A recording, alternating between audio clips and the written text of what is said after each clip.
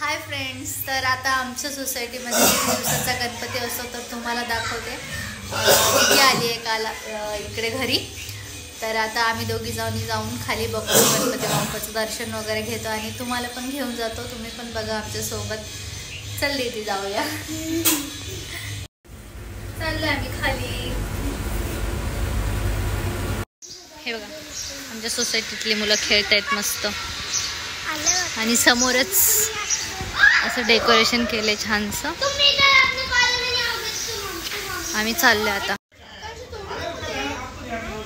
मस्त अशी गणपती आगमनासाठी गणेशाचं गणपतीचं रांगोळी वगैरे काढली आणि सगळ्यांची अशी लगबग चालू आहे. गणपती इथे पूजा मंडळी आले, सगळे पंडितजी वगैरे आले. तर गणपतीची पूजा वगैरे होणार, सगळं हवन वगैरे आणि मग बाप्पांचं आगमन म्हणजे बाप्पांना तिथे बसवणार.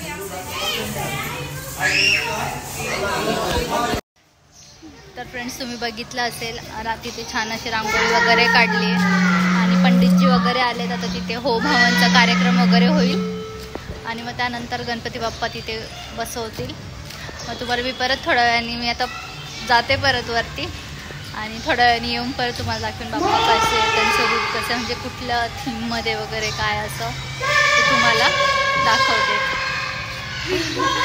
तर आता परत जाते वरती. ते बोलले की जरा टाईम वगैरे लागेल कारण की सगळे मंडळ म्हणजे यायचे वगैरे अजून आणि पूजा हवन करायला टाईमच लागतो.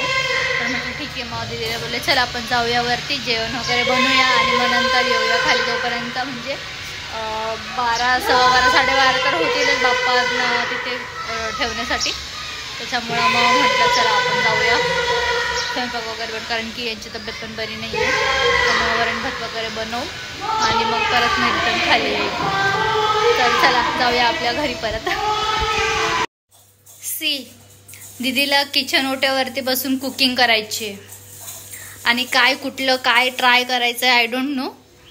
मुरमुरे घेतले आणि त्याच्यात मीठ टाकून आता ती काय करणार आहे काय माहिती. त्याचं काय बनवणार आहे दीदी, सांग आम्हाला पण. एकदम आंबट मुरमुरे. अरे मीठ आंबट नसतं, मीठ खारट असतं. आणि ते काय करायचे बघा. आम्ही कशी स्टायलिंग केली दीदीच्या टॉपला, काहीतरी न्यू.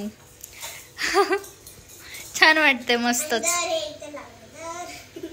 ते खायचंय दीदी. बघ मीठ टाकून खाते आणि एवढं मीठ टाकलंय आणि असं खातं का. जास्त मीठ नसतं खायचं. दे टाकून आता. ते काय पण खाते, हिला काय पण आवडतं मीठ टाकून. वरती आले, चेंज केलं. आता वरण भाताचं कुकर लावते मस्त पैकी.